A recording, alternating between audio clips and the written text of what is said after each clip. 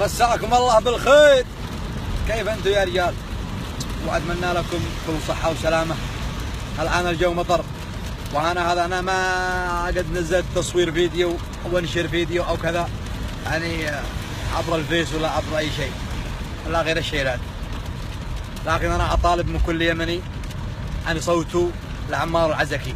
عمار العزكي بحاجة الدعم بالتصويت. عليكم بالتصويت على اخواننا المغتربين في كل مكان، على اللي في اليمن، اللي الشعب اليمني كافة داخل الوطن وخارج الوطن، واحنا من ضمنهم.